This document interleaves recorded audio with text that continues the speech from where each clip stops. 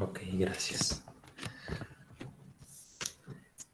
Bueno, pues continuando con la conmemoración del Día Mundial de los Cuidados Paliativos, que se celebra este sábado 9 de octubre del 2021, y cuyo lema es no dejar a nadie atrás y equidad en el acceso a los cuidados paliativos.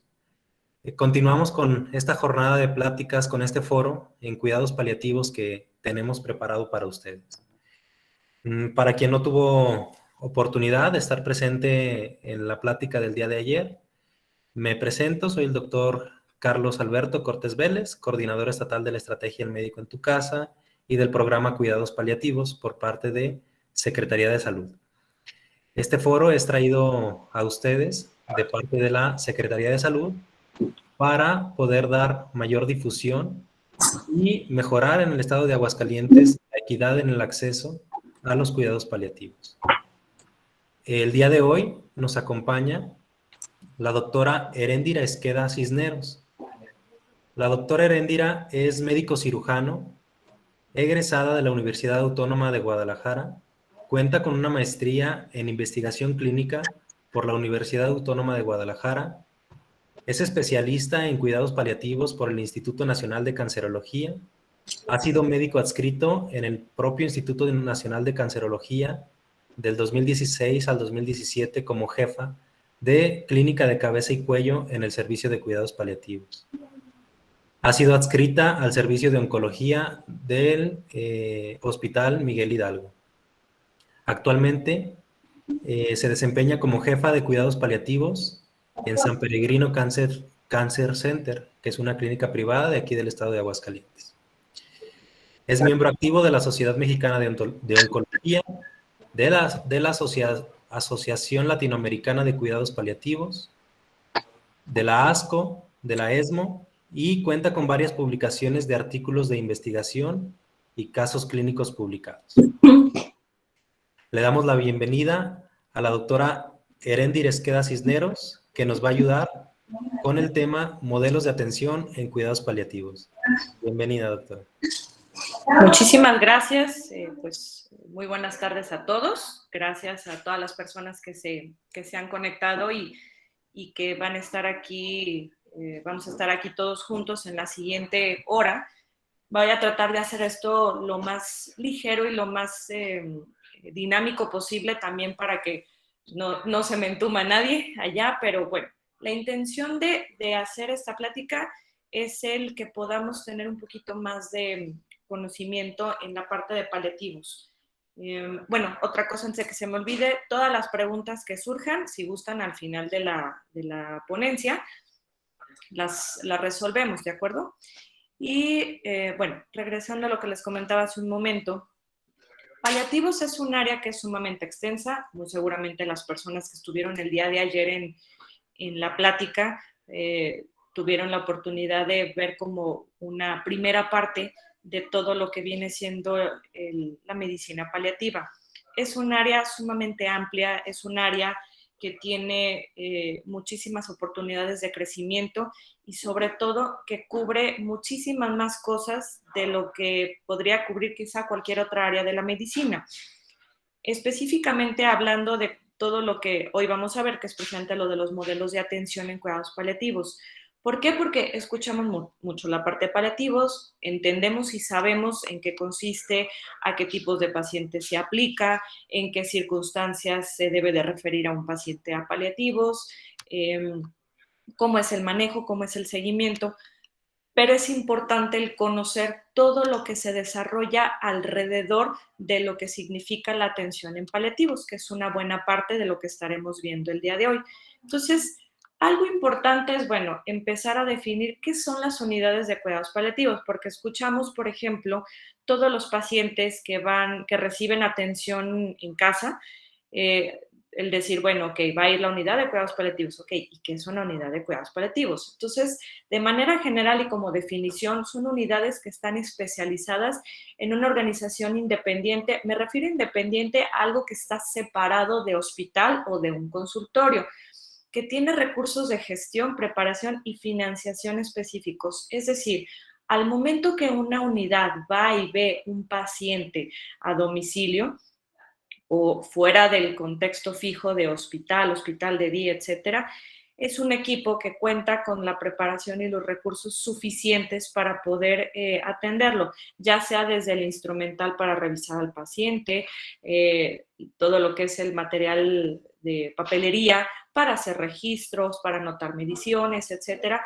y obviamente la parte de insumos, ya sea que se requiera gasas, parches para una curación, por ejemplo, o bien medicamentos para control de algún síntoma en ese momento. Entonces, algo tan simple como el hecho de tener todo eso, a la vez es algo que requiere de toda una preparación y requiere de todo un equipamiento y del conocimiento de diferentes áreas y diferentes personas que están involucradas con los conocimientos afines, con la intención de que se pueda llevar a cabo y de que eso se pueda mejorar en ciertas circunstancias. Algo importante de esto es en la cuestión de los aspectos en la atención.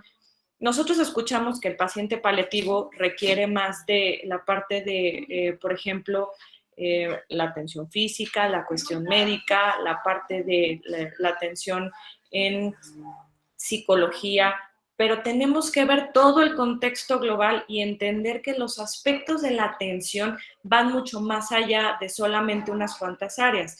¿Por qué? Porque, ok, lo físico lo cubre el médico, lo psicológico, bueno, un psicólogo, psiquiátrico, cuando se requiere, estamos hablando de un médico psiquiatra. La parte social, ahí tenemos que involucrar mucho la parte del acogimiento del paciente, cuando estamos hablando de familiares, personas cercanas, gente que requiere, que quiere más bien participar dentro de los cuidados de un paciente. La cuestión espiritual no es nada más la parte de la religiosidad. Hay muchas personas que se apoyan en la cuestión de mejora espiritual a través de meditación, por ejemplo. Entonces, a veces tener un guía que nos permita hacer la meditación también es importante. La cuestión cultural, lo étnico, ahí hablamos mucho en situaciones especiales, sobre todo por región en el país. Y también la parte legal, que a veces esa la dejamos como un tanto rezagada y es una de las más importantes. Algo importante es eso, el que aunque participen diferentes áreas o diferentes grupos en la atención de un paciente, se vuelve todo dentro del mismo conjunto, ¿sí? O sea, el equipo de salud no va a estar separado de la parte de la familia y amigos del paciente, ni la comunidad en el apoyo espiritual o religioso o de algún otro contexto, tampoco va separado del resto. Tenemos que entender que el paciente es un binomio junto con todo su entorno y que todo eso facilita o permite el que un paciente en cuidados paliativos esté muchísimo mejor atendido de lo que podría estar en cualquier otro contexto. Ahora sí, metiéndonos un poquito más de lleno, los modelos de atención que existen en cuidados paliativos vienen siendo así, ¿no? La consulta externa, la visita domiciliaria, telemedicina, que esa tuvo mayor peso ahora que empezamos con todo lo de la pandemia, hospitalización y el hospital de día o hospice. Hoy nos vamos a enfocar principalmente a la visita domiciliaria, ¿de acuerdo? Ahora, ¿qué es lo importante dentro de los cuidados paliativos? Lo que vienen siendo los cuidados continuos. Un paciente que está en terreno paliativo es un paciente que requiere de un seguimiento, que es el ver al paciente, ok, su visita inicial o su revisión inicial, pero hay que darle un seguimiento. Hay que ver al paciente dependiendo de las necesidades de cada caso. Es el verlo si requiere cada semana o cada 2 semanas o se puede ver cada mes, pero lleva un seguimiento, ya sea desde el inicio de la búsqueda de paliativos, muchas veces desde el diagnóstico, y obviamente eso requiere de todo un plan terapéutico, requiere que el paciente tenga todo un esquema montado, todo un esquema armado con la intención de, una vez que el paciente ya tiene sus cuidados en casa, tenga todo como si estuviéramos en un hospital, ¿no? Que podamos el aprovechar todo el recurso con el que se cuente en casa, ¿sí? Obviamente, la intensidad de estos o la complejidad o qué tan grande o qué tan pequeño sea el plan terapéutico también va mucho en función de las necesidades o la complejidad. Hay pacientes que posiblemente su único síntoma sea dolor, y hay pacientes que tengan dolor, tengan náusea, tengan sofocamiento, tengan diferentes cosas. Entonces, depende de muchas otras cosas, o pacientes en un contexto que hay varios familiares a cargo de los cuidados, hay pacientes que solo tienen un familiar, entonces se tiene que evaluar y todo viene siendo un traje a la medida. Esa parte es importante en cuanto a que los cuidados continuos, si decimos que es un tratamiento que debe de ser de manera constante, que es un soporte que va a comprender el estudio y manejo de los problemas que complican y acompañan al curso clínico de las enfermedades en etapa terminal. ¿Por qué? Tenemos que entender sí la enfermedad del paciente, la evolución de la enfermedad del paciente, pero entender en qué contexto se encuentra. No es lo mismo un paciente que vive en la sierra a un paciente que vive en la ciudad, un paciente que tiene recursos económicos suficientes a un paciente que tiene muy escasos recursos, aquel paciente que está en situación de abandono a un paciente que sí tiene como todo el soporte alrededor para sus cuidados. Entonces, va mucho más allá de lo que se requiere el decir, bueno, que vamos a controlar los síntomas y hay que dejarle esto. No, requiere de una monitorización constante, ¿sí? El tratamiento de soporte, estamos hablando que integran de manera asistencial toda la mejora de los síntomas, ¿sí? Requerimos del apoyo social a los pacientes y los cuidadores. Más adelante vamos a ver brevemente la parte de la claudicación del cuidador. Entonces es importante, ¿no? El paciente es nuestro punto central, pero tenemos que cuidar todo lo que es su sistema de alrededor, todo lo que viene siendo su centro de apoyo. ¿Por qué? Porque para que un cuidador pueda cuidar bien a un paciente, tiene que empezar por estar él bien, que coma bien, que pueda dormir, que tenga, que esté en las mejores condiciones posibles, ¿sí? Incluso aun cuando sean enfermedades potencialmente curables, pueden ser cánceres, por ejemplo, que sí sean curables, pero que en ese momento el contexto del paciente sea que tiene muchos síntomas, ya sea por la propia enfermedad o sea por los tratamientos. Entonces, ¿qué requiere? Ok, el manejo del médico tratante, que a lo mejor el médico tratante lo verá en la unidad de atención, sea un consultorio, sea hospitalización o sea cualquier otro, pero también la parte paliativa, y probablemente esa parte quizá en un momento sí tenga que ser en domicilio, o bien, aunque sea en consulta, pero tiene que llevar esa comunicación constante y se tiene que dar ese manejo conjunto, ¿sí? Yo sé que ya conocemos y que ya estamos ampliamente informados la mayoría acerca de, bueno, en el Diario Oficial de la Federación, en el 2014, se determinó que los cuidados paliativos son obligatorios, está bajo la norma oficial mexicana 011. Entonces, ya esa parte la conocemos. Ahora, como parte del gobierno federal, ya ustedes han visto seguramente lo que son las guías de la práctica clínica en diferentes áreas de la salud. Paliativos, pues también tiene la propia. Y justo una de las partes importantes que resalta precisamente es eso, que el enfermo que requiere de cuidados paliativos tiene derecho a recibirlos a nivel hospitalario, pero también a nivel domiciliario, y que los objetivos en este punto deben de organizarse de tal manera que consistan en que se pueda asegurar que precisamente el paciente reciba la atención, que sean de calidad, que sean obviamente de calidez y sobre todo que estén disponibles. Eso es importante, el saber el cómo hacer ese enlace, ese puente entre el paciente que está en hospital y que va a pasar a casa y viceversa, el cómo se debe hacer esa relación. Ahorita vamos a ver más adelante eso. Siempre hago mucho hincapié en la parte del trato al paciente, el trato digno.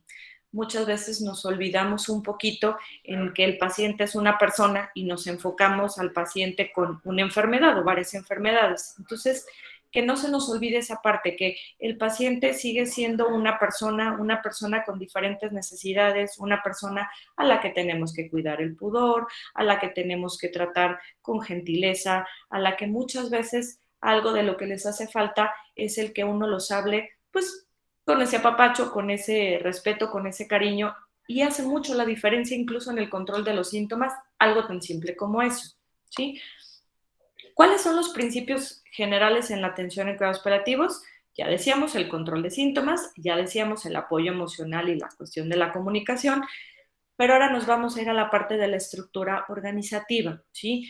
¿Qué es lo importante de esto? Que tenemos que cubrir de manera primaria los puntos que ustedes ven aquí abajo, estos 6 puntos. La parte integral, ¿sí? Es decir, que se cubran todas las necesidades. Lo parte integrado o integrativo, ¿sí? Eso es, ok, nosotros, los que vamos a dar todo ese servicio, ¿cómo hacemos toda esa red asistencial dentro de nuestro sistema sanitario a modo de que sea efectivo, que sea sectorizado por áreas sanitarias, que sea coordinado, y esto tiene que ver si el paciente se va a atender en consultorio, en un hospital de día, en casa, en hospitalización,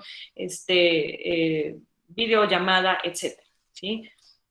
Abierto. Eso actualmente ya tenemos la facilidad de conseguir equipos de voluntariados, organizaciones no gubernamentales, etcétera, que apoyan también en cuidados a pacientes. Hay quien dice, yo puedo donar medicamentos, yo puedo donar material que requiera. Hay quien dice, yo puedo estar 2 horas apoyando en cuidados del paciente en casa. Entonces, ya tenemos esa facilidad de tener un poco más de recurso humano, precisamente en pacientes en una situación mucho más vulnerable. Y obviamente los equipos, ¿sí? Que los equipos estén formados por diferentes áreas y por diferentes profesiones. Ahí es donde entra ahora sí que el servicio completo, ¿sí? El que podamos cubrir todas las necesidades del paciente con las diferentes habilidades y talentos que tenemos cada uno de las personas que damos la atención a estos pacientes. Este esquema lo voy a explicar de manera muy rápida y muy breve. Se ve quizá un poco rebuscado, pero es algo sencillo. Tanto en la parte de la atención privada como en la atención en el sector público, realmente no es distinta, no cambia mucho. ¿En qué sentido? Tenemos que tener una red.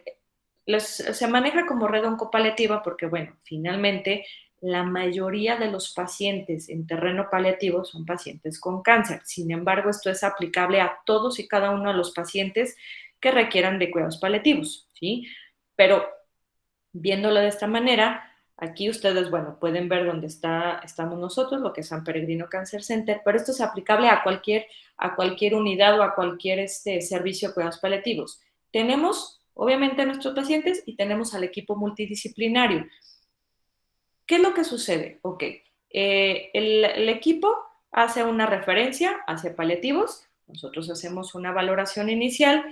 En esa valoración inicial empezamos a hacer como toda la parte del flujo del manejo del paciente. ¿Por qué? Porque hay una atención oportuna, dinámica y activa. Es decir, se hace la evaluación, se le da un seguimiento, se hace una discusión de casos clínicos con el equipo que participa en los cuidados del paciente, se determina la fase de la enfermedad y en base a esto se hace todo el manejo multidisciplinario y se hace la reevaluación, seguimiento. Entonces es un flujo constante, ¿de acuerdo?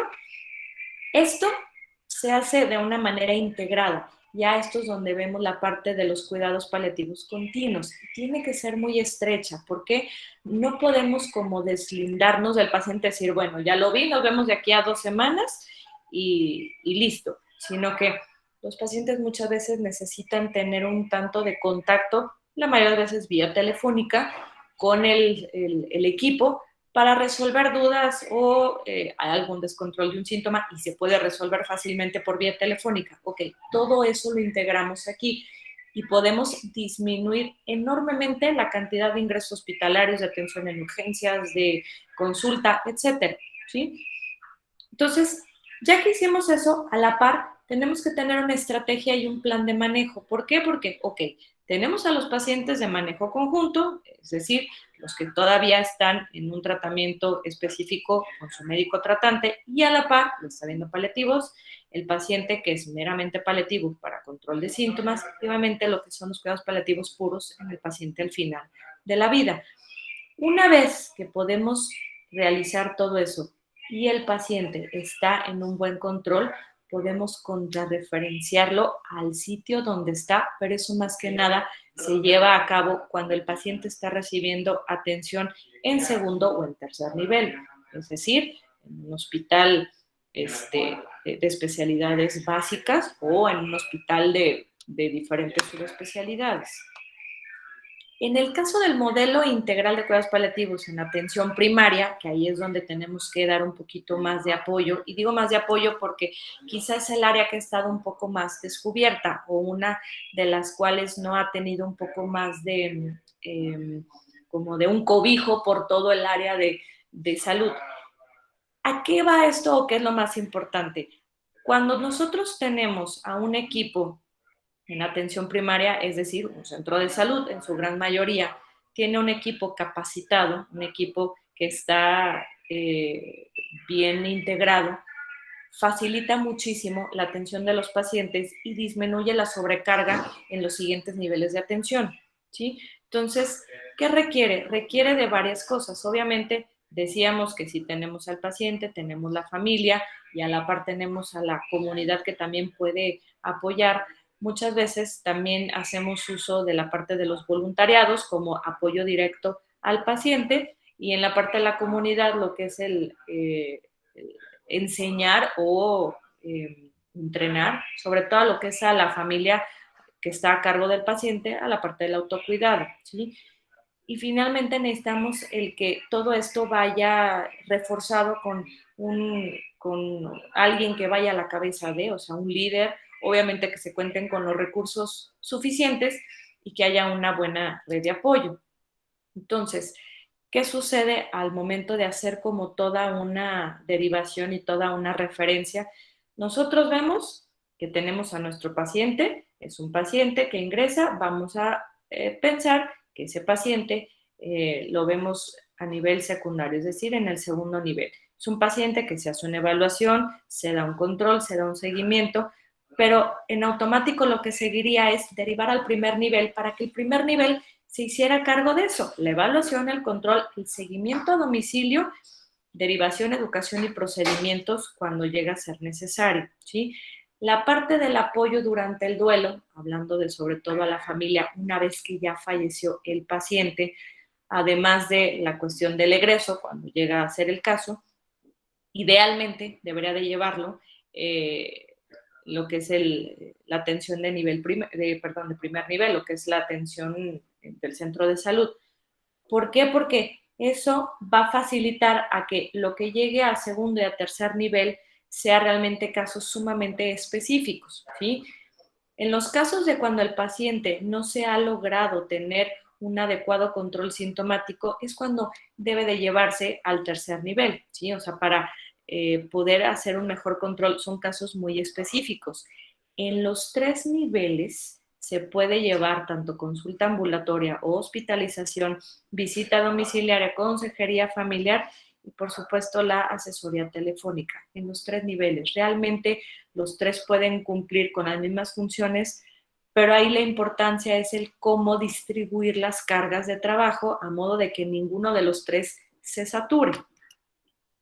Entonces, decíamos bien, la atención primaria, ¿sí? Nosotros tenemos a nuestro paciente, ¿sí? Es un paciente con una enfermedad avanzada o un paciente que está meramente en terreno paliativo, ¿sí? Entonces, se hace una evaluación integral al paciente, se detectan cuáles son sus síntomas por área y ya dependiendo de ahí, bueno, se hace todo un plan de cuidados que puede ser cuidados generales, y obviamente cuidados más específicos y la parte de asesoría telefónica, consejería familiar, que eso es meramente como para el seguimiento. En ese inter se lleva también la parte de la consulta domiciliaria por el personal capacitado, ¿sí?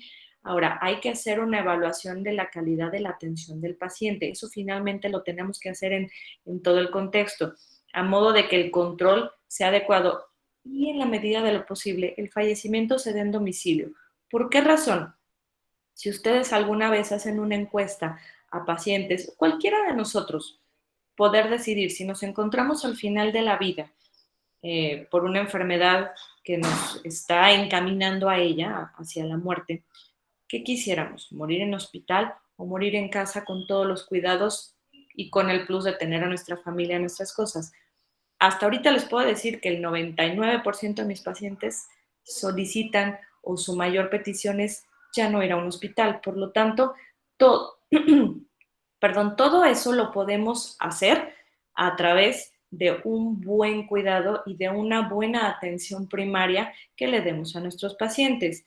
Ya si en un momento dado el paciente tiene algún síntoma que no mejora, un síntoma que es incoercible o incluso que se vuelve refractario, o la claudicación, es decir, que el familiar está ya tan rebasado, tan sobrecargado, que necesita de apoyo de un equipo especializado como para darle un respiro al familiar. Eso es la claudicación. Entonces, ok, ¿qué hacemos ahí? Mandar a hospitalización en segundo nivel, ya sea para que el paciente se estabilicen los síntomas y lo podamos regresar a casa con atención del primer nivel, o bien que el paciente fallezca en hospital.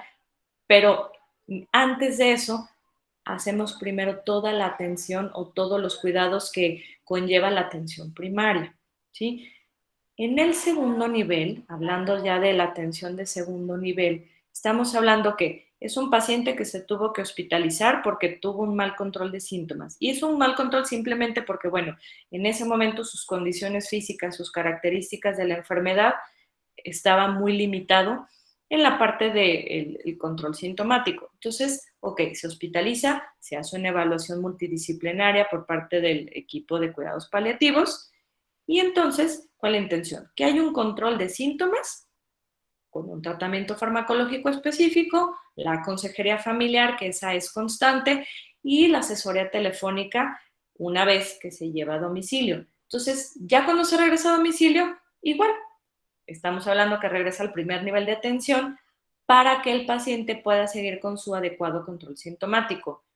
Si el paciente, por otro lado, a pesar de llevar a cabo todo esto en segundo nivel, sigue con descontrol, en el cual seguimos teniendo varias complicaciones, en el cual los síntomas van empeorando o simplemente no están respondiendo de manera satisfactoria, ¿qué se hace? Ok, mandar al tercer nivel de atención a cargo de una unidad especializada en cuidados paliativos, ¿sí?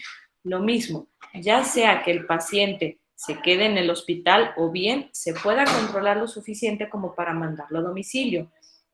En los casos en que el paciente ya se puede mandar a domicilio, ya no necesita pasar por segundo nivel, sino que de tercer nivel directamente puede mandarse a casa y en automático, primer nivel, se hace cargo de la atención del paciente, ¿sí? Y obviamente lo que decíamos, bueno, el tercer nivel de atención, que es ya los pacientes que son más complejos, que requieren de un abordaje específico y muchos de estos casos, por ser casos tan complejos, tienen que someterse a un comité de bioética intrahospitalario para que la toma de decisiones sea la mejor posible. Uno de ellos, por ejemplo, los pacientes que requieren de sedación paliativa, ¿sí? Son de los casos en los que se requiere de hacer en unidades especializadas donde haya todo un equipo de cuidados paliativos, el cual se haga cargo. Pero ese es uno de tantos casos, ¿no? De igual manera, si el paciente tiene un buen control o mejor control, ya sea que todavía requiera seguir hospitalizado, pero ya se pueda mandar a segundo nivel, o bien lo que decíamos, que se vaya directamente a lo que es a su primer nivel de atención, su centro de salud. ¿Vale? Todo este plan de manejo es el plan ideal a llevar o es el plan adecuado de acuerdo al contexto de cuidados paliativos en México, en nuestro país. Pero la realidad es que el contexto sigue siendo un tanto distinta y hasta cierto punto sigue siendo triste el panorama. No se trata de deprimirlos, pero sí, sí es importante tomar en cuenta. Si nosotros vemos de manera global, en el 2020, la Organización Mundial de la Salud hizo un esquema, una medición de acuerdo a los requerimientos de los cuidados paliativos. Este es a nivel mundial, pero es más o menos para que nos demos una idea. A nivel mundial, hasta el 2020, la población con necesidad de cuidados paliativos, estamos hablando de 40 millones de personas, ¿sí? De esos 40 millones de personas, 31 millones y cachito se encuentran en países de ingresos bajos y medios. México se encuentra, de acuerdo al Banco Mundial, estamos en ingresos medio altos, es donde se encuentra parado México. Entonces, estamos hablando que en estos casos, la mayoría de los pacientes son pacientes que tienen mayores dificultades como para accesar a los cuidados paliativos. Pero lo más triste del asunto es que de esos 40 millones de personas con ese requerimiento, solamente el 14% reciben cuidados paliativos. Es sumamente bajo.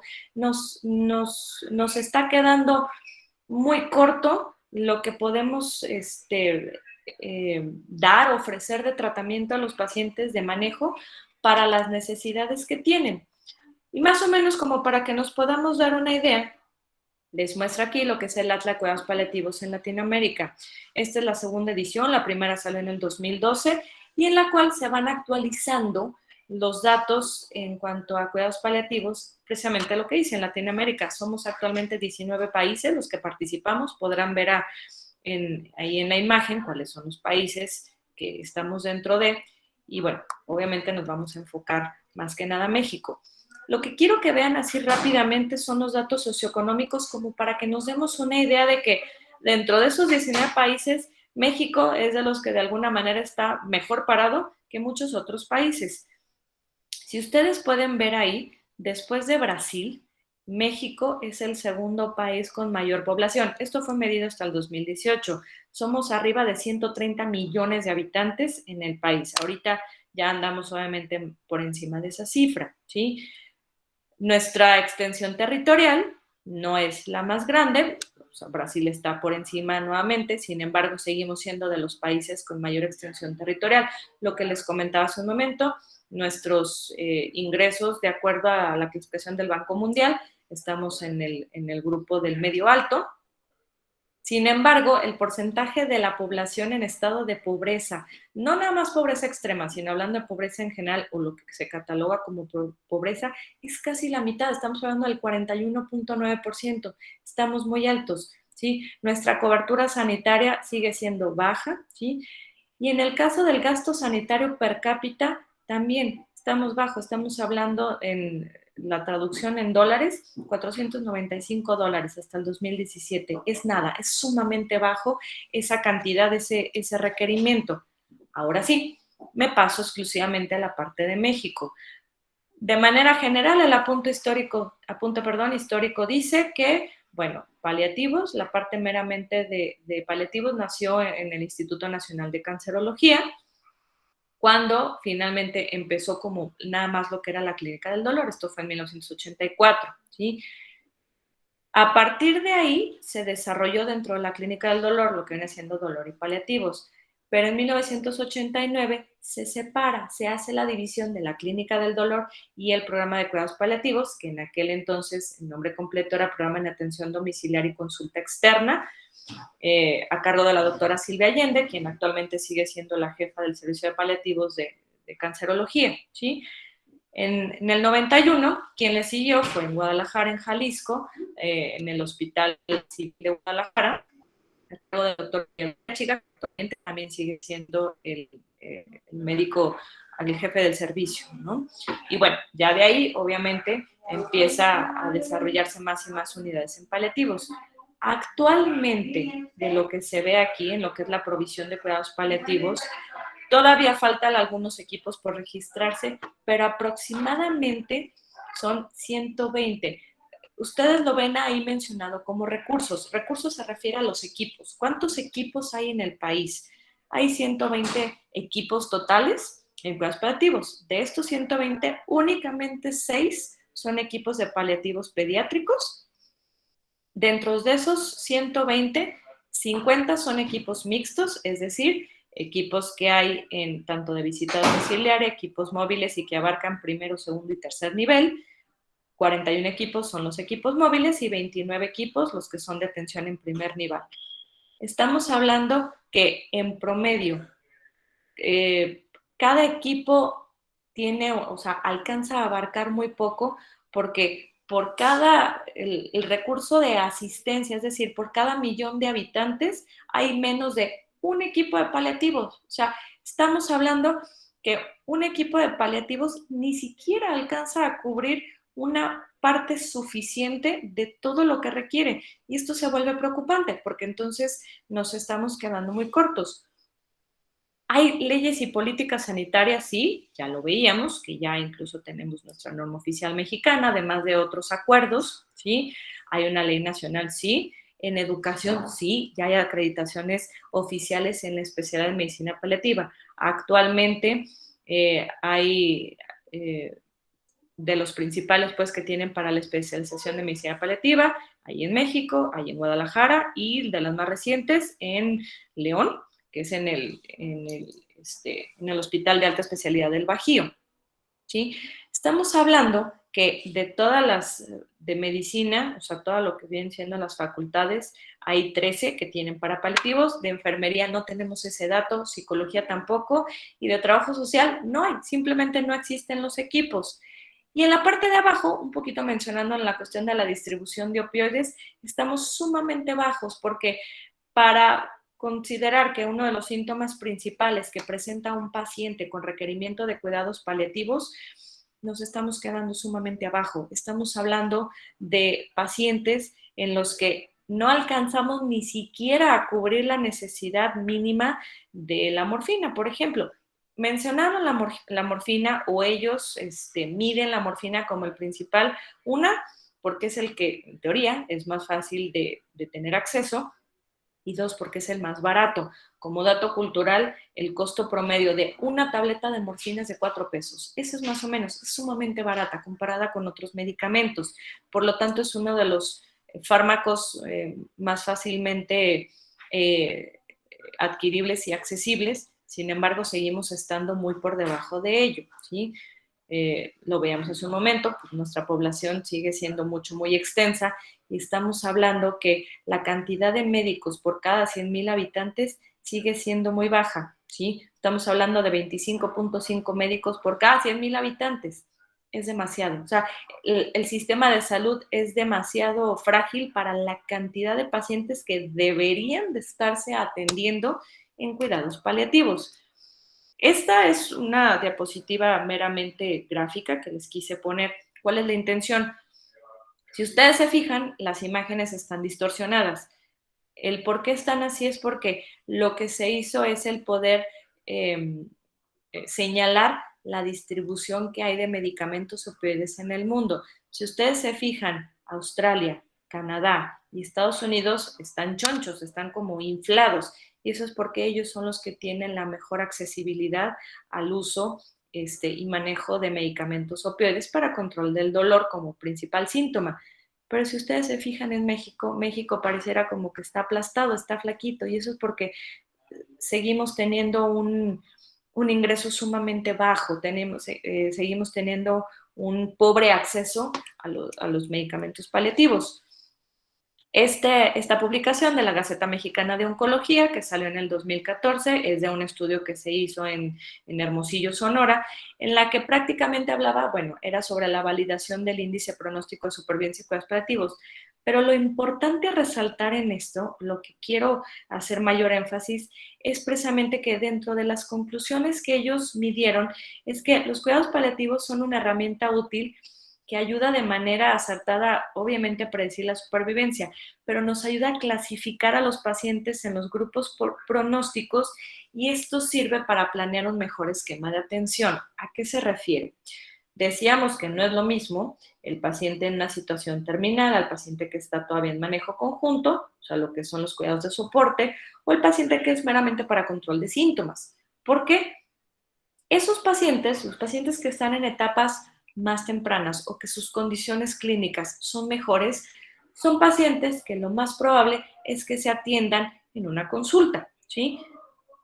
Pero hay que saber clasificar qué paciente requiere de atención a domicilio y qué paciente efectivamente puede todavía asistir a sus consultas. Y para ello, todo lo que es la evaluación y la validación de las escalas paliativas nos van a funcionar muy bien precisamente para poder hacer esa división. ¿En qué nos va a facilitar? Lo que comentaba hace un momento, no se satura, no se va a llenar los servicios de atención primaria, secundaria o de tercer nivel, sino que se va a poder distribuir de mejor manera la atención y eso se traduce pues, en mejores cuidados a los pacientes, ¿sí? La atención domiciliaria, ¿qué es lo importante? Que los enfermos puedan tener de manera similar un control de síntomas con una calidad de vida igual o superior a la que tendrían si estuvieran en un hospital. No importa si es un hospital privado, no importa si es un hospital público, finalmente el paciente, sea como sea, va a estar muchísimo mejor cuidado estando en casa, en la mayoría de los casos, o igualmente cuidado en casa, como si estuviera en cualquier otro contexto, como es el caso de hospital, ¿sí?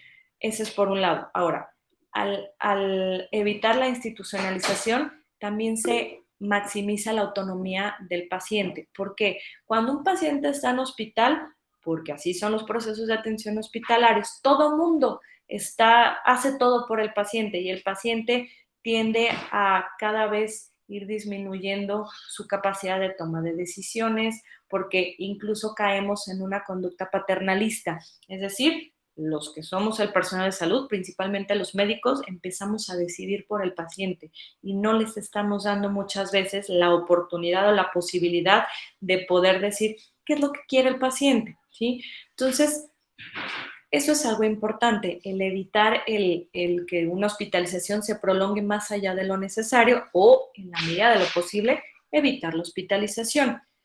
Al mantener al paciente en su entorno, eso ayuda a prevenir problemas de salud mental, marginación y aislamiento también. Pero algo que muy seguramente quienes de ustedes están dentro de la atención en pacientes de cuidados paliativos lo han visto. Tienen un paciente en hospitalización. Don Carlos tiene 75 años, tiene un cáncer de páncreas en etapa avanzada, está con delirium hiperactivo, está con dolor, está con diarrea, tiene varios síntomas, pero principalmente su delirium no se controla. Ven al paciente que está agitado, ven que el paciente se quiere arrancar el suero, se quiere arrancar la sonda. Es un paciente que requiere de casi tenerlo amarrado, cosa que de hecho no se debe de hacer. Entonces, muchas veces dicen, no, pues bueno, la familia ya sea que solicite la alta voluntaria o bien que el paciente se decida que se mande a casa para continuar sus cuidados. Y llega a casa y su delirio mejora. Lo empiezan a ver más tranquilo, lo empiezan a ver un poco más orientado, lo empiezan a ver que empieza a tener como esos lapsos de mayor lucidez. Y uno dice, ay, es que lo que necesitaba era venir a casa. Claro, el hecho de regresar al paciente a su área de seguridad, a su entorno, donde él conoce perfectamente sus ruidos, conoce la gente que entra y sale, conoce cada una de las voces que hay en su entorno, eso ayuda a mantenerlo como en ese estado de resguardo, en ese área de protección. Y ayuda mucho a mejorar los síntomas, ¿sí?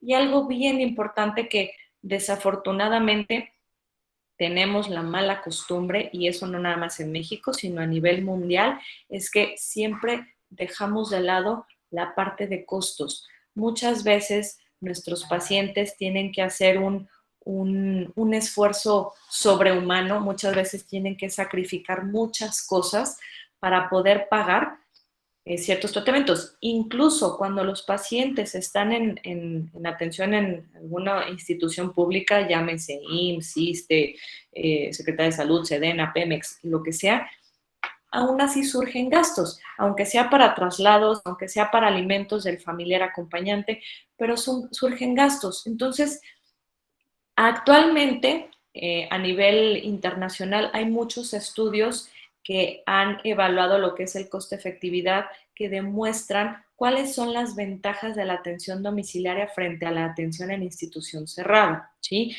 El gasto en hospital, el gasto en servicios en salud disminuye considerablemente, ¿sí? Estamos hablando que la atención del paciente hospitalario versus el paciente en casa, el paciente en atención domiciliaria, disminuye considerablemente. Y si mencionas un momento, y lo volvemos a recalcar, que el paciente tiene el derecho a recibir atención o en hospital o también poder recibir los cuidados paliativos en su domicilio, ¿sí? No es el decir, bueno, si usted no se queda en hospital, nosotros ya no lo seguimos atendiendo. No, se deriva con el equipo a cargo y eso va a facilitar la atención del paciente.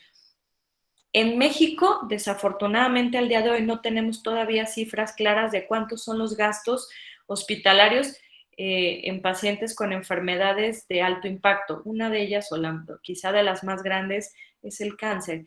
El cáncer o todas las enfermedades oncológicas son de las que mayor gasto tienen en salud, tienen un impacto enorme.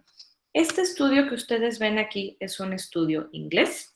Este estudio salió publicado en el 2015 en la revista de Palliative Medicine, en el cual precisamente hacen un estimado de costos de cuidados en los pacientes al final de la vida. Y se enfocaba principalmente a los cánceres más frecuentes, ¿sí? Entre ellos el cáncer de mama, el cáncer de próstata y cáncer de pulmón, que es de los cánceres que requieren de más gasto en atención hospitalaria.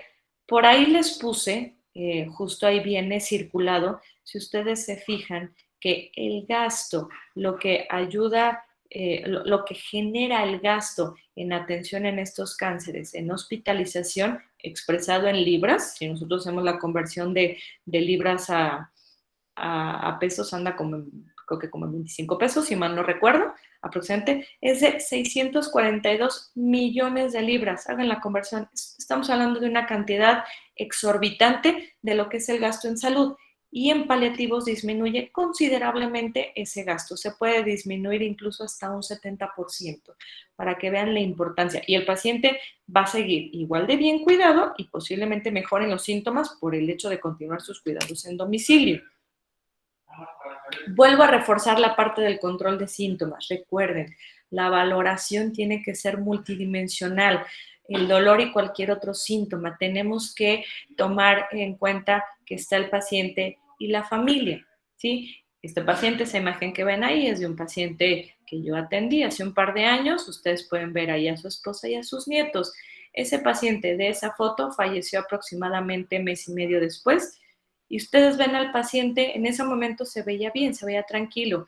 Era un paciente que íbamos a ver a domicilio, pero justo es eso, ese es lo importante de que se involucran todas las áreas necesarias y que por ende eso hace que un paciente tenga todo lo que él requiere o mejor incluso que como si estuviéramos en hospital. Hablábamos hace un momento mucho de que la calidad de vida, y en paliativos mencionamos mucho, es preservar la calidad de vida, es mejorar la calidad de vida, es mantener la calidad de vida. Pero bueno, ¿y qué es la calidad de vida? Calidad de vida es un conjunto de condiciones que contribuyen al bienestar de los individuos y a la realización de sus potencialidades en la vida social. Decíamos que como parte de la calidad de vida nos involucran muchas áreas. La parte de salud física, salud psicológica, la red interpersonal, autorrealización, inclusión social, bienestar socioeconómico y la parte de los derechos de todos los pacientes, ¿sí? Esto es meramente como para que tengan un dato general de lo que consiste esta parte, ¿sí? Pero bueno, es el darle el seguimiento. Ahora, la cuestión hospitalaria finalmente no significa, o sea, no tenemos que satanizarla, sino saber cómo escogerla de manera adecuada, ¿sí? Cuando el paciente tiene una complicación y esa complicación puede revertirse desde casa, podemos limitar la hospitalización para continuar el tratamiento. La mayoría de las veces, un 70% podemos resolverlas desde casa y evitamos así muchos ingresos a hospital, ¿sí?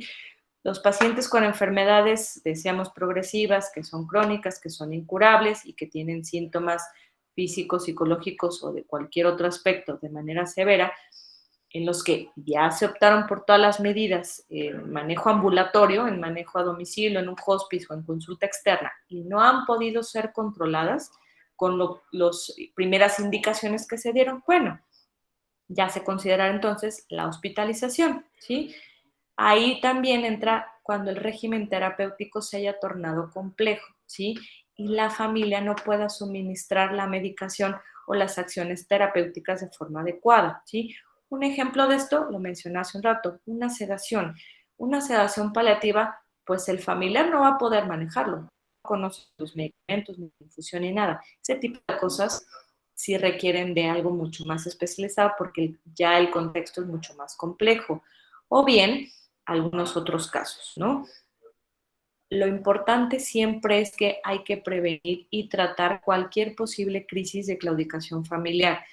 Un paciente que no tiene un sistema de cuidado estable es un paciente que va a estar mal cuidado, por ende es un paciente que va a tener sufrimiento y muy posiblemente vaya a fallecer en un contexto crítico, en un contexto de descontrol. Entonces, tenemos que poner mucha atención al cuidador. Esta hoja no se ve tan bien, es la que utilizábamos y la que actualmente se utiliza ahí en el INCAN. Es una hoja de derivación al servicio de cuidados paliativos, porque también hay que saber cuándo se manda, qué pacientes cumplen criterios y qué pacientes no. Es para que ustedes vean así de manera rápida y de manera general si el paciente, bueno, tiene un diagnóstico oncológico, si requiere todavía de manejo con el servicio tratante o solamente pasará paliativo, si es un paciente al final de la vida o es un paciente solamente para manejo de soporte temprano, si el paciente sabe y conoce sobre su pronóstico o no, etcétera. Y si hay algunas otras comorbilidades. Y ahí viene la parte de la puntuación.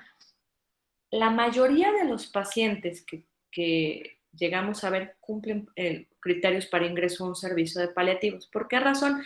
Porque solamente necesitamos que tenga por arriba de 4 puntos para que puedan ingresar al programa. De otra manera, normalmente se mandan, como el dolor es el síntoma más frecuente, se mandan a la clínica del dolor y hasta tiempo después, dependiendo de la evolución de la enfermedad, se mandan ya al servicio de cuidados paliativos. Estas son las recomendaciones de la OMS de manera general en cómo divide en los 4 grupos de atención en salud de manera global. La parte de la prevención, específicamente en cáncer, el 40% de los cánceres son prevenibles, pero hay paliativos obviamente no entran, ¿sí? En la parte del diagnóstico temprano, podemos llegar a tener algo de participación, pero no siempre, y eso entra más para otro tipo de enfermedades. En la parte de diagnóstico y tratamiento, sí, ahí sí tenemos una participación muchísimo más activa y no se diga lo que mencionábamos hace un momento, los cuidados paliativos puros, ¿no?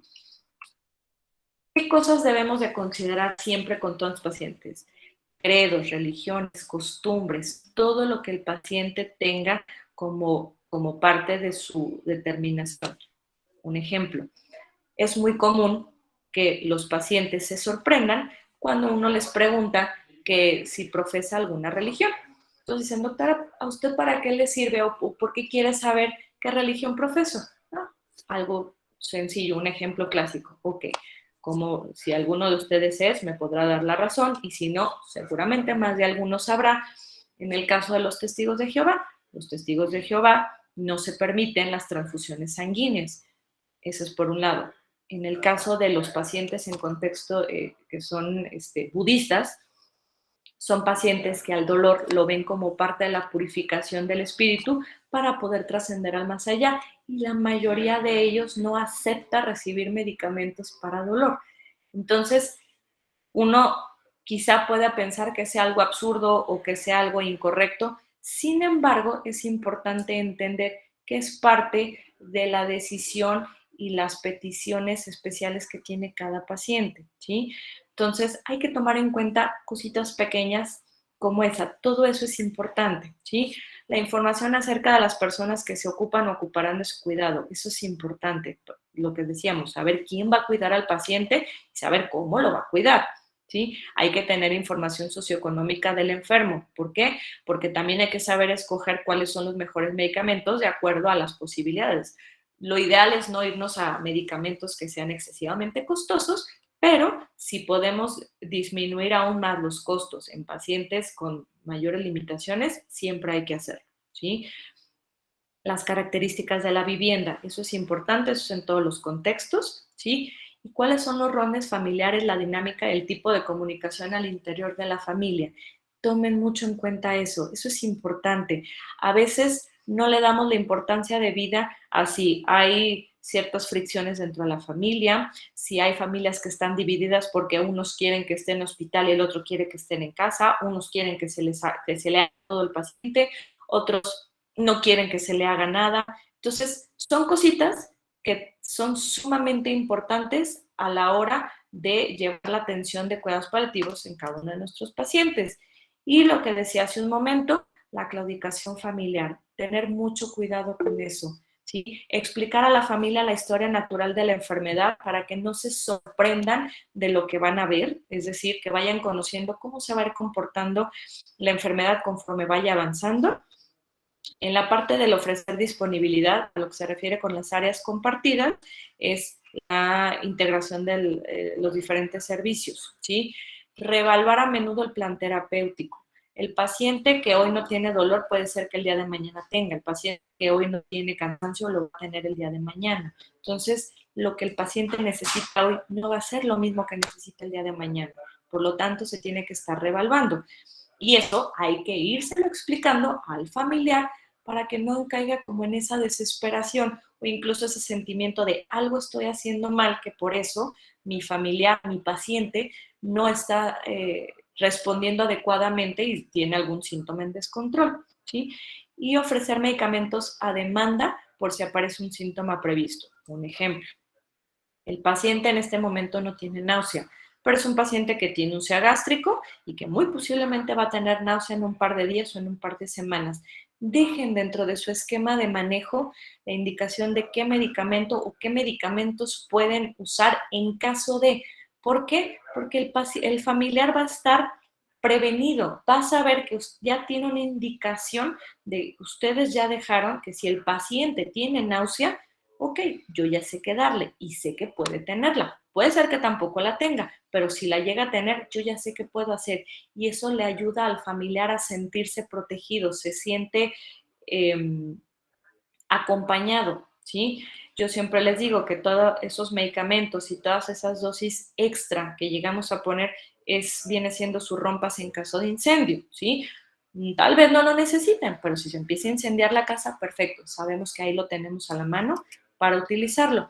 Y finalmente, bueno, estas son recomendaciones generales que les pueden dar a todos los cuidadores de pacientes. Puede ser desde personal de enfermería, puede ser algún familiar, puede ser algún otro persona cercana al paciente quien vaya a estar a cargo, pero todos necesitamos tener o llevar a cabo varios, si no es que todos estos puntos que ustedes pueden ver ahí, ¿sí? Algo tan simple, si respirar hondo puede ser relajante. Uno dirá, ay, pero pues, ¿qué tanto puede tener? Créanme, si tiene un beneficio terapéutico comprobado. El hecho de salir un momento y despejarse, tratar de hacer alguna otra actividad que no tenga que ver con los cuidados del paciente nada más, tomarse descansos, hidratarse, poder comer lo más parecido a las horas habituales y obviamente que se pueda llevar una dieta lo más parecida a lo normal. ¿Cómo podemos facilitar esto? Muy fácil. Quizá en un sistema familiar que cuidan a un paciente, si hay 4 personas, 5 personas a cargo, tal vez haya alguien que sea muy bueno en administrar los medicamentos y sea el que quizá vaya a estar más pegado al paciente, el cuidador primario. Pero va a haber alguien más que a lo mejor ese no sea su talento, pero tenga un mejor talento porque sea quien se encargue de la comida, habrá alguien que se encargue del aseo de la casa, habrá alguien que se encargue de llevar a casa todo lo que se requiere, o sea, insumos para los cuidados del paciente, lo que se requiera del súper, del mandado para realizar la comida o la limpieza de la casa. Entonces, todos al tener al absorber un papel dentro de los cuidados del paciente, se equilibra todo y así no se sobrecarga una sola persona. Y así el cuidador primario también va a poder cuidar de sí mismo en lo que alguien más apoya con alguno de los otros cuidados, ¿sí? El hecho de si quiero o no que el paciente reciba visitas, el hecho de que sepan pedir ayuda. Muchas veces los cuidadores primarios empiezan a cargar y no solicitan ayuda. Entonces empiezan a tener otras afectaciones físicas y mentales y emocionales por el hecho de que empiezan a sobrecargarse. Entonces es importante el enseñarlos a que deben de pedir ayuda, de que está bien pedir ayuda y que no los hace malos cuidadores el pedir ayuda, sino todo lo contrario, ¿sí? Compartir sentimientos, preguntar incluso con el mismo equipo de paliativos. Hemos logrado tener gente de voluntariado, lo que decíamos, que se ofrece a cuidar a los pacientes. Entonces, eso es bien importante, el que podamos darle ese cobijo al cuidador y así sabemos que nuestro paciente va a estar en muy buen cuidado. Ya para terminar esta plática, les dejo esta imagen que me gusta, y justo porque esa es la filosofía de vida de los rarámuri. Ellos son personas que recorren distancias muy largas, ¿sí? Y ellos siempre viajan de manera ligera. Y eso es, obviamente, por las veredas que ellos tienen que transitar en la Sierra Tarahumara, pero también lo hacen para sus viajes del alma. Entonces, eso es importante. Hay que saber dejar lo que no necesitamos cargar, y es importante qué cosas son las que realmente debemos de llevar con nosotros, hablando principalmente para la vida. El día que nos vayamos a ir, no nos vamos a llevar nada material. Entonces, hay que llevar equipajes mucho más ligeros. Finalmente, lo mencionaba el doctor Carlos hace un momento, este 9 de octubre viene siendo el Día Mundial del Hospice y Cuidados Paliativos. El lema de este año es no dejar a nadie atrás, equidad en el acceso a los cuidados paliativos. Entonces, es importante, no dejemos a nadie atrás, no descuidemos en ninguno de nuestros niveles de atención en salud. La misma importancia tiene el paciente de una comunidad que el paciente de una ciudad grande, el paciente con muchos recursos o con pocos recursos. Entonces, hay que ser equitativos y siempre cuidar el no dejar a nadie atrás. Y les dejo mis datos por cualquier cosa y por su atención. Muchísimas gracias.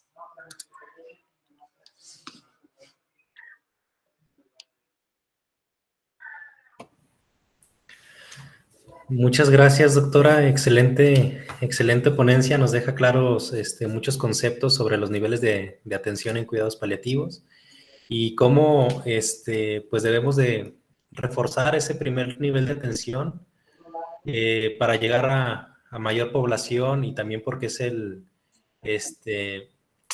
mejor costo efectivo, pudiéramos decir, y sobre todo para la población más vulnerable. Si gusta entonces que pasemos a la sesión de preguntas. Por aquí ya nos habían publicado una pregunta en el chat. Sí, justo estoy viendo por aquí. ¿Cómo se encuentra la disponibilidad de equipos multiprofesionales de cuidados paliativos domiciliarios en el país? ¿Y cómo es la accesibilidad de pacientes en cuidados paliativos exclusivos a unidades de segundo y tercer nivel para control sintomático? Ok, hablando de la parte de los equipos multiprofesionales, en el caso de los domiciliarios, básicamente la mayoría son dependientes de las instituciones públicas. Por ejemplo, en el caso del sistema de Secretaría de Salud aquí en el estado, que precisamente a cargo del doctor Carlos, con él hacemos toda esa parte. ¿Por qué? Porque nuestro sistema de salud, hablando aquí del estado, es sumamente cargado. Es decir, el ISSSTE no tiene servicio de paliativos.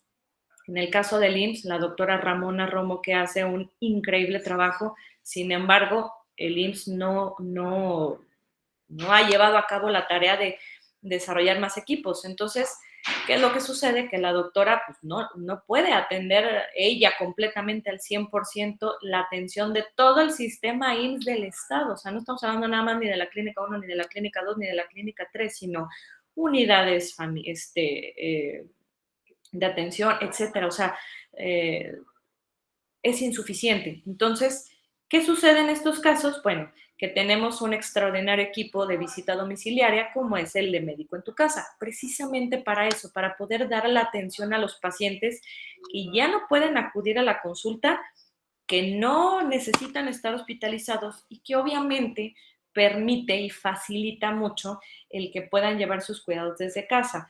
De manera general, en el país funciona igual. Cada institución, cada servicio de salud público lo tiene. En la parte privada es más o menos similar. Quizá a lo mejor ahí es un tanto distinto en cuanto a o sea, al paciente que requiere de atención a domicilio, posiblemente no van todo el equipo en ese momento a ver al paciente, cosa que en la atención pública, en la mayoría de los casos, sí. Sin embargo, funciona de manera similar y funciona bien, ¿sí? Ahora sigue como anuncio de la sección amarilla. Entonces, es algo importante el que sepan, o sea, quiénes tienen o cómo tienen distribuidos. En el caso de Zacatecas, lo que viene siendo el IMSS y lo que viene siendo el ISSSTE y la Secretaría de Salud también cuenta con el servicio de los equipos de paliativos.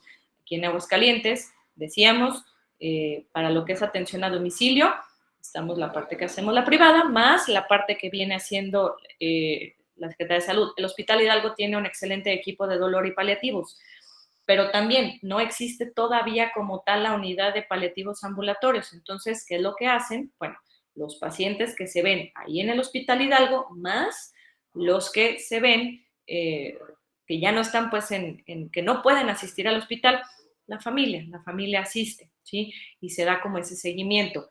Pero tenemos, aquí en Aguascalientes somos de los estados, hablando de los estados pequeños, que somos de los que tenemos un sistema de atención paliativa domiciliaria mejor hecho precisamente por eso, porque el programa no solamente se enfoca a Aguascalientes cabecera, sino que le da servicio a los 11 municipios del estado, cosa que es una chulada. ¿Por qué? Porque ya se puede solicitar. Lo puede solicitar el paciente, el familiar, la atención, o bien derivado de alguno de los clínicos hospitales. Entonces, es muy sencillo tener ese acceso aquí a los cuidados paliativos.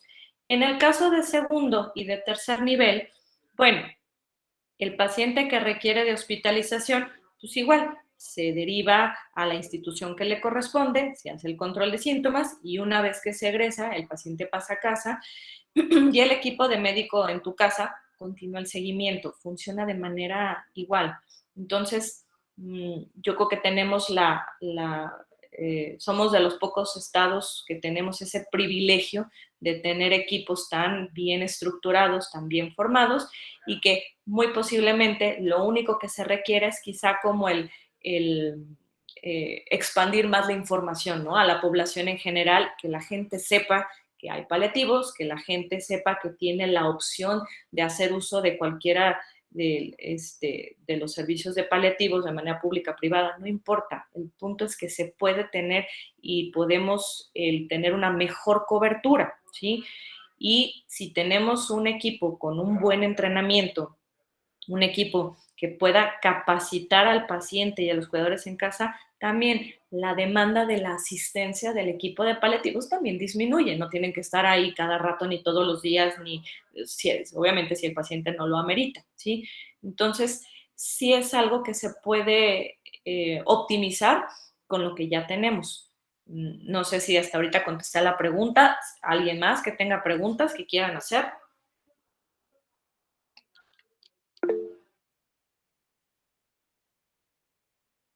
De acuerdo, muy bien. ¿Alguien más que tenga alguna otra pregunta?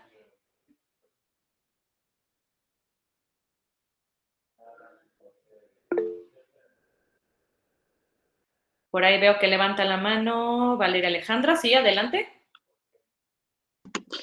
Hola, buenas tardes. Pues primero que nada, felicitarla y agradecerle mucho pues la ponencia que fue excelente a mi parecer. Gracias. Y bueno, referente al tema de los familiares, me llama mucho la atención porque a veces no todo el personal de salud, bueno, yo soy trabajadora social, y a veces no todo el personal de salud tiene la sensibilidad de acercarse a los familiares. Entonces, también yo creo que es muy importante saber cómo a la familia, saber pues también tener esa parte de cómo ayudarles o proporcionarles herramientas para que se organicen mejor para pues lograr el objetivo que es la calidad de vida o mejorar la calidad de vida de los pacientes.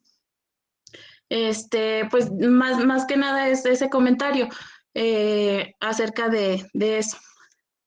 Sí, claro. De hecho, muchas gracias. Hiciste un comentario sumamente importante y bien oportuno.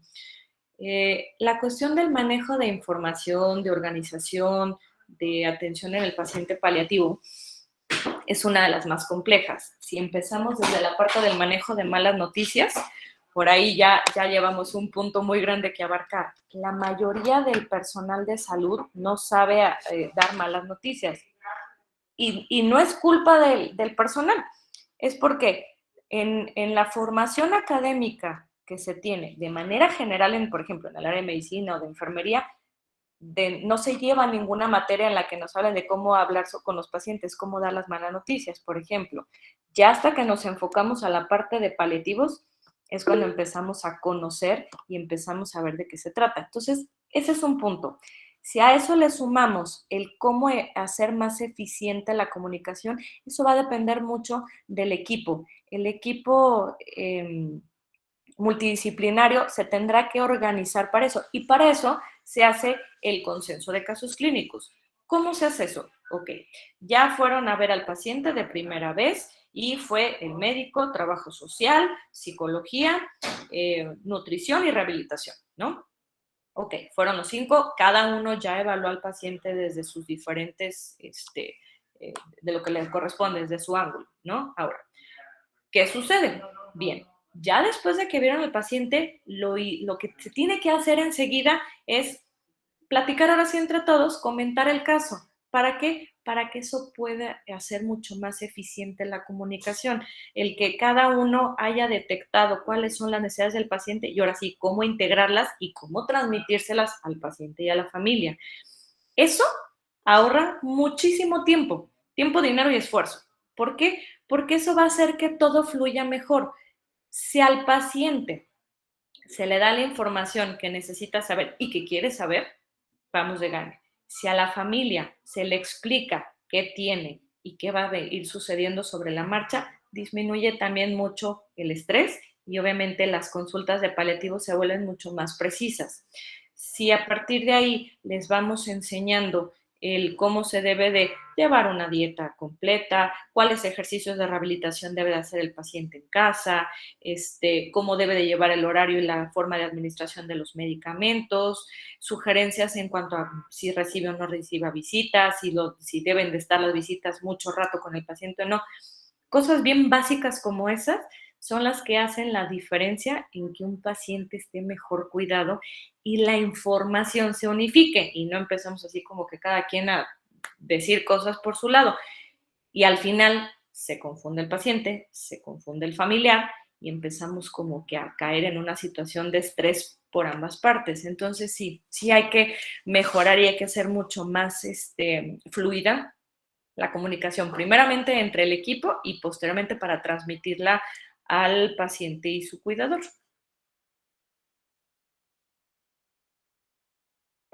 Acá pone alguien de tecnología, educación y más. Buenas tardes, disculpen, ¿podrían repetir? ¿Se podría inscribir a pacientes para la atención de cuidados paliativos? Somos de Jesús María. Sí, claro que sí, eso se puede hacer precisamente con el programa de Médico en tu Casa, justo por parte de la Secretaría de Salud, por supuesto. Doctor Carlos, ahí sí me puede apoyar un poquito más con los datos. Sí, doctora, muchas gracias. Lo estaba poniendo también por escrito para que aparezca el número de teléfono. Excelente. Si conocen de algún caso que requiera el apoyo de la Unidad Móvil de Cuidados Paliativos, se pueden comunicar al teléfono 910-7900, extensión 7953, en horario de oficina de lunes a viernes, de 8 de la mañana a 3:30 de la tarde, para poder programar una visita. Y en un lapso menor a 24 horas, nos comunicamos para poder agendar una visita en ese mismo lapso. La intención es que podamos otorgar una respuesta oportuna también. ¿Alguna otra pregunta que tenga alguien más? ¿Comentarios, sugerencia, etcétera? Adelante.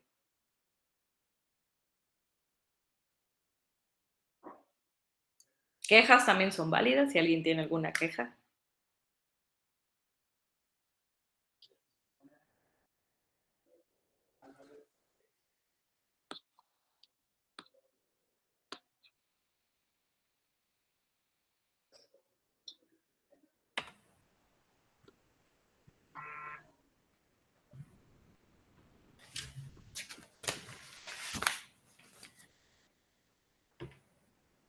Si no quedan más dudas, más comentarios. Ok.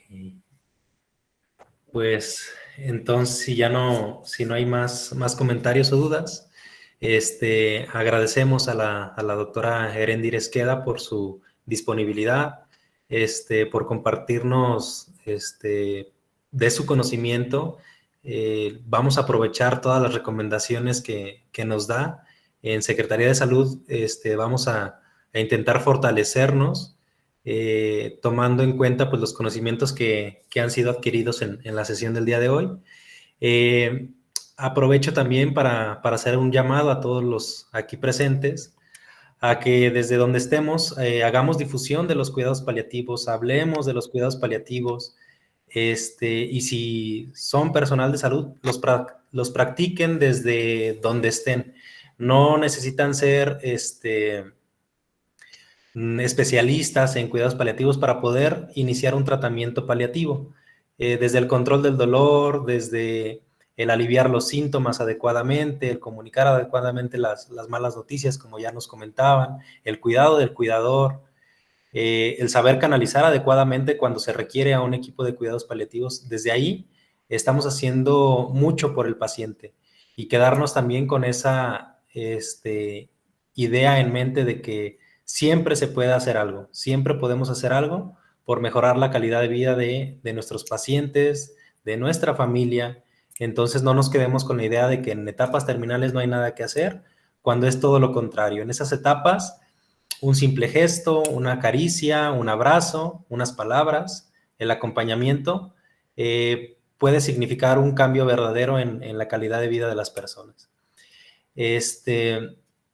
Y pues los invito también a que sigan presenciando estas pláticas. Van a estar todo lo que resta de la semana, miércoles, jueves y viernes, a la misma hora, a las 6 de la tarde. Se va a compartir el link en la página de Facebook oficial de Secretaría de Salud. De hecho, ya está ahorita disponible el link de la plática de mañana, que nos va a hacer favor la doctora Ramona Romo Cortés, encargada de Clínica del Dolor del IMSS, de proporcionarla. Va a ser cuidados paliativos generalidades de los cuidados paliativos pediátricos, precisamente algo que como bien nos comentaba ahorita la doctora Erendira, es algo de lo que más falta. Si faltan cuidados paliativos, todavía falta más para la población pediátrica. Entonces, pues les invitamos a que estén aquí presentes. Y pues muchas... ¿Alguien quería comentar algo? No, creo que se le activó. Se nos fue el micrófono, sí. Ajá. Pues muchísimas gracias, doctora Erendira, nuevamente.